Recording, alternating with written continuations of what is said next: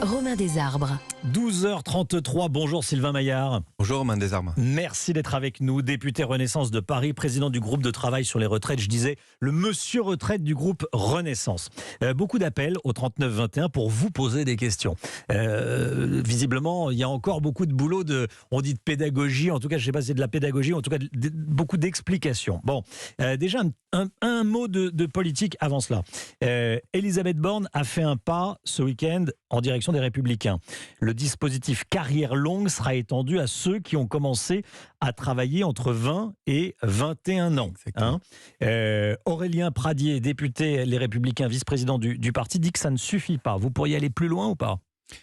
Non, je crois que surtout, c'était la demande des Républicains. C'est vrai que aussi d'une partie de nos députés, parce que, effectivement, ce qu'il y avait à l'heure actuelle, c'est-à-dire ceux qui avaient commencé à 19 ans, avaient cette même, entre guillemets, pénalité, c'est-à-dire travailler un an de plus. Je rappelle que quand vous travaillez un an de plus, vous cotisez un peu plus et donc vous avez une meilleure retraite. Donc, il ne faut pas oublier que ce n'est pas une année perdue, une année où vous cotisez un peu plus et donc vous avez une retraite un peu améliorée, évidemment. Mais c'était une demande des LR et là-dessus, nous avons, la Première ministre a pris dans le journal du dimanche hier, une parole, je crois, assez forte pour dire que nous nous alignerons sur cette demande. Je crois que c'est une demande qui améliore la loi et permettra peut-être pour certains d'entre eux d'accepter cette réforme qui est, Romain Desarbres, je le redis, une réforme d'effort.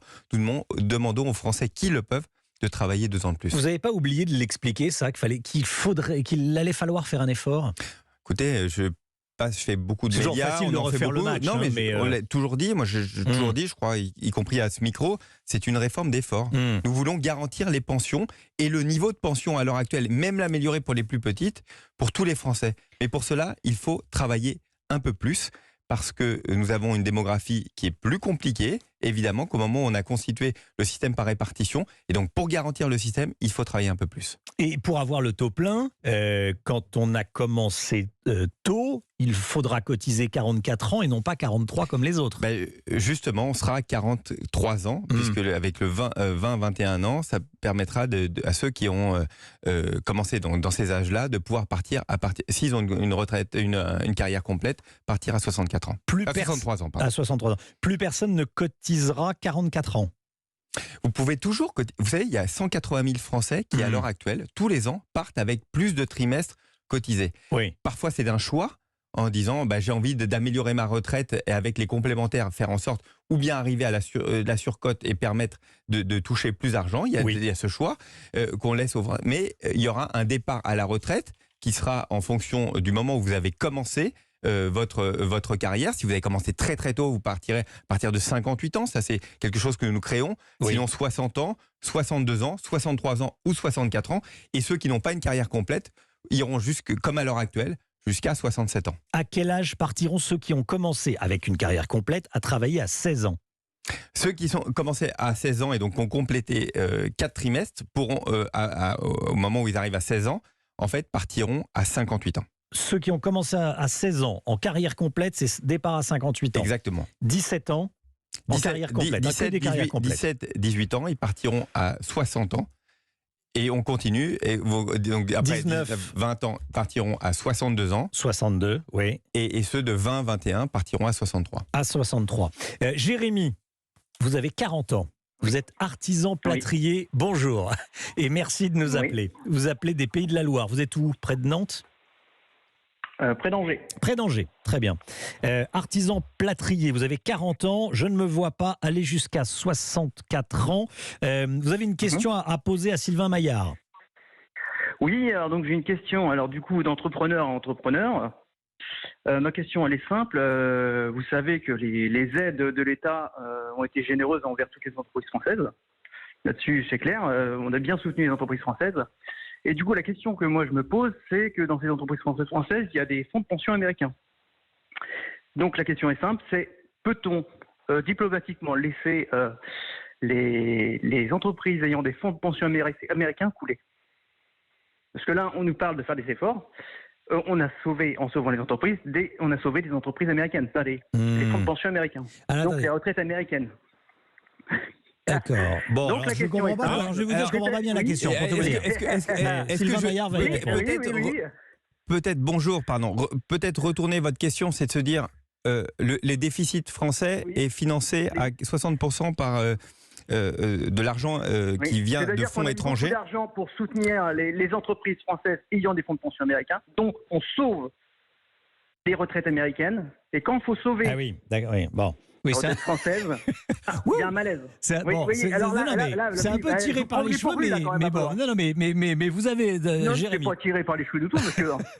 Bon, Moi, juste non, mais ça Ah, fait mais- partie du jeu. Hein. ah, mais ça fait partie du jeu. Ça fait partie là-dessus, du en jeu. tout cas, Vous posez vos questions. vous dire la réforme que nous portons, nous voulons que les pensions puissent payer et les cotisations puissent payer les pensions.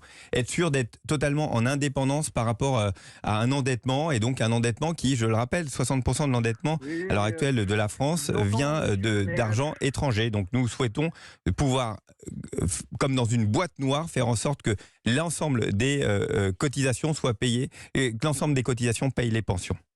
Alors, merci beaucoup, Jérémy. On est avec Daniel, 77 ans, dans la Somme. Bonjour Daniel. Oui, bonjour à tous. Merci beaucoup de nous appeler. Quelle est votre question à Sylvain Maillard?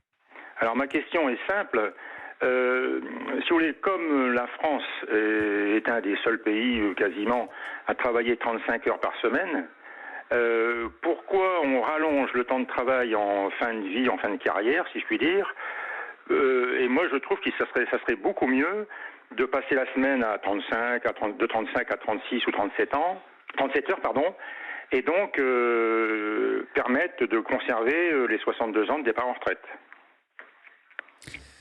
Oui, c'est une discussion que nous pourrions avoir. Vous savez, on a choisi de ne pas réouvrir le chantier des 35 heures. D'ailleurs, parce que beaucoup de salariés français, d'ailleurs, ne sont plus aux 35 heures en réalité, avec des systèmes très différents, avec parfois des forfaits, parfois directement des contrats de 37 heures avec les 2 heures supplémentaires payées en heures supplémentaires. Mmh. On a souhaité ne pas revenir dessus parce que, au fond, les entreprises, les salariés ont trouvé une façon de s'organiser dans la semaine, et donc nous avons souhaité ne pas revenir là-dessus. Moi, ce que j'entends, c'est que comment faire en sorte de travailler plus. Ce qui nous paraît le moins compliqué à faire, c'est qu'on puisse travailler un peu plus longtemps. D'ailleurs, c'est le choix qu'ont fait l'ensemble des partenaires européens, où en France, nous sommes encore ceux qui partons à la retraite le plus tôt. 62 ans, quand on regarde en Allemagne, on a 65 ans, en Espagne, 64-65 ans. Dans les pays nordiques où la social-démocratie est très forte, on est souvent à plus de 67 ans. Donc on voit bien que là-dessus, probablement nous partons entre guillemets un peu plus tôt que les autres à la retraite, et que c'est probablement là où on peut le plus facilement travailler un peu plus longtemps. Bruno nous appelle du Val-de-Marne. Bonjour Bruno. Bonjour. Je suis né en 65. C'est vous qui êtes né en 65. C'est ce que vous avez dit au Standard. Certains disent qu'on va prendre 2 ans, d'autres 3 mois. Je n'arrive pas à trouver une vraie réponse. Expliquez-nous. Là, franchement, vous avez le monsieur retraite du groupe Renaissance à l'Assemblée. Alors, posez votre question. Mais c'est parfait, j'ai monsieur retraite. Voilà. Alors, moi j'ai une suggestion. Sylvain Maillard. D'accord, très bien. Bonjour. Moi, j'ai une suggestion à faire. Il y a un site qui s'appelle Info Retraite, avec un simulateur. Pourquoi est-ce qu'on n'a pas d'ores et déjà la possibilité de faire une simulation, de voir quels seraient les mois rajoutés ou pas au sujet de notre retraite, vous voyez ? Mais on l'a mis. Bonjour, pardon. On l'a mis en place. Sur ce simulateur dont vous parlez, directement sur le ministère du Travail, vous avez aussi sur le site internet une possibilité de simulateur qui vous donne l'âge exact. Ah oui, mais le simulateur, c'est avec la loi actuelle, c'est pas non, la loi qui va passer. Alors, vous pouvez retourner dessus et vous verrez, on a mis en place justement le système qui montre avec l'allongement Touraine, dit la loi Touraine, donc qui s'applique à l'heure actuelle, où on a déjà un allongement régulier. mais avec l'accélération que nous portons dans la loi. Alors, vous l'avez dessus. Je vous recommuniquerai, je ne l'ai pas en tête, là, le site est exact, mais celui dont vous parlez, c'est sur Info Retraite, mais sur le site du ministère du Travail, vous avez directement oui, parce que moi, quand je vais sur Info Retraite, le site classique sur lequel je vais tous les ans, il n'y a pas encore cette simulation possible. Ça, c'est tout à fait normal. Tant que nous n'avons pas voté la loi, on ne peut pas le changer. Voilà. Mais si vous allez sur le site du ministère du Travail, en fait, vous avez directement la possibilité de simulation. Ça, vous voyez, il faudrait le préciser dans les médias pour que les gens ils aillent voir un peu. Comme ça, soit on va manifester, soit on n'y va plus, vous voyez. Merci de me donner l'occasion de le dire.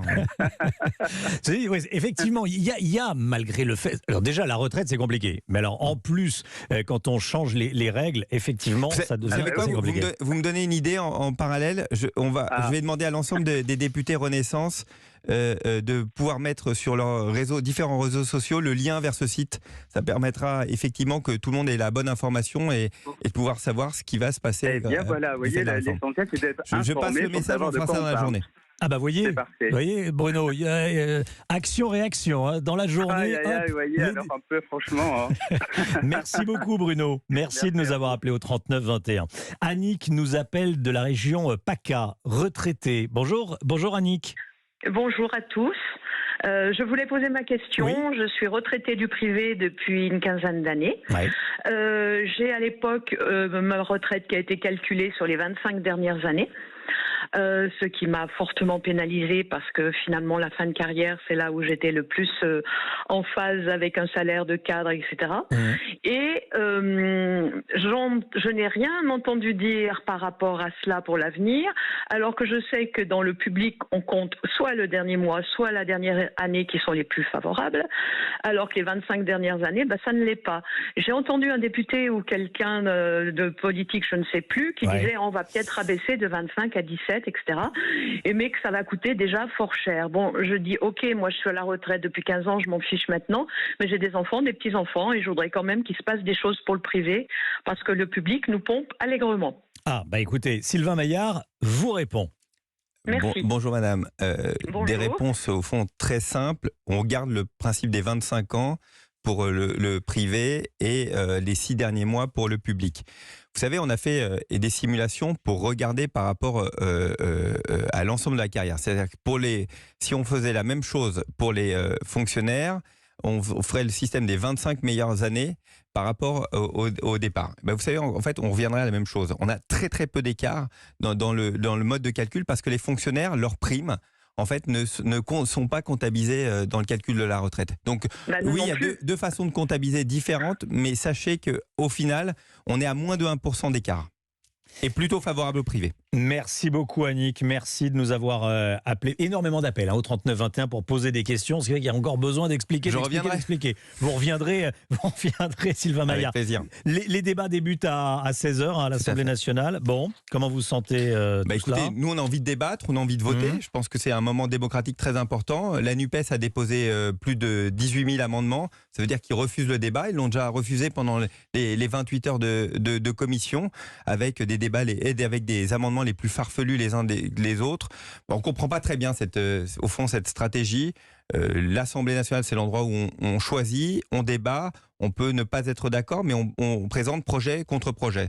Donc cette façon de se comporter, cette façon d'être, au fond de vouloir bordéliser l'Assemblée nationale, la transformer en ZAD, comme a dit la responsable Europe Écologie Les Verts, pour nous, ne correspond pas à la démocratie. On espère qu'ils vont y réfléchir, vu comme s'est passé la commission des affaires sociales.